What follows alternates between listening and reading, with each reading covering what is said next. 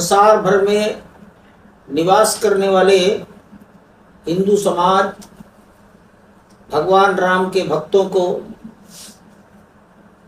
रामनवमी के इस कालखंड में चैत्र नवरात्र में हार्दिक मंगल कामनाएं प्रकट करता हूँ। प्रभु श्री राम सब पर अपनी कृपा वृष्टि करे, ये कामना करता हूँ। अयोध्या में राम जन्मभूमि पर निर्मित हो रहे मंदिर के न्यास की ओर से, ट्रस्ट की ओर से रामनवमी पर्व पर चैत्र के नवरात्रों में कुछ कार्यक्रम निर्धारित किए गए। चैत्र का पहला दिन चैत्र शुक्ल प्रतिपदा, उत्तर भारत में इसे वर्ष प्रतिपदा कहते हैं। देश के कुछ भागों में इसको युगादि शब्द से उच्चारित किया जाता है। दक्षिण भारत में, महाराष्ट्र में विशेष रूप से गुड़ी पड़वा के रूप में जाना जाता है। सिंधी समाज, सिंध जो आज भारत की सीमाओं के बाहर पाकिस्तान में है, तो सिंध का रहने वाला हिंदू समाज चैती चंद के रूप में इस दिन आयोजन करता है। चैती चंद, चैत्र मास का पहला चंद्रमा जिस दिन दिखाई दे, ये दिन सृष्टि के संवत का पहला दिन है। प्रभु श्री राम के राज्याभिषेक का दिन है।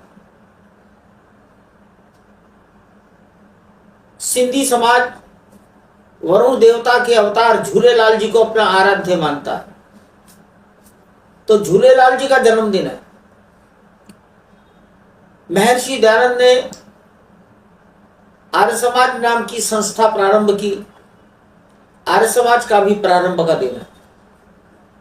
चैत्र शुक्ल प्रतिपदा हिंदू समाज में एक ऐसा दिन माना जाता है कि कोई भी शुभ कार्य, गुड़ी पड़वा, वर्ष प्रतिपदा, युगादि, चैती चंद के दिन हम प्रारंभ कर सकते हैं। कोई मुहूर्त देखने की जरूरत नहीं है। अबूझ मुहूर्त का दिन ये चैती चंद माना जाता है। इस वर्ष 30 मार्च 2025 को ये वर्ष प्रतिपदा का दिन था। संवत का परिवर्तन हो गया,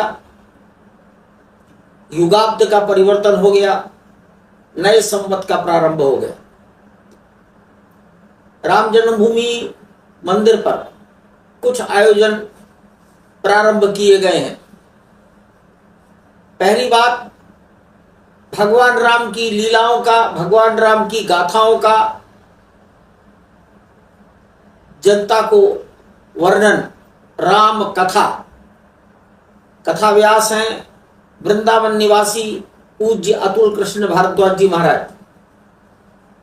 29 मार्च की सायंकाल जब चैत्र शुक्ल प्रतिपदा का प्रवेश हो गया, उस दिन से कथा प्रारंभ हुई है और 6 अप्रैल को दोपहर को राम का जन्म मनाने के पश्चात कथा पूर्ण हो जाएगी।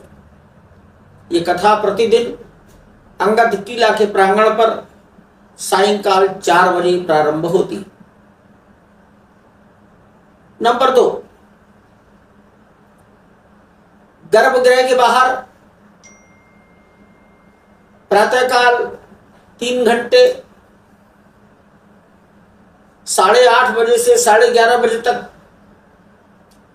रामचरितमानस का नवान्न पारायण होता है। वाल्मीकि रामायण का नवान्न पारायण 6 घंटे में प्रतिदिन करने पर पूरा होगा।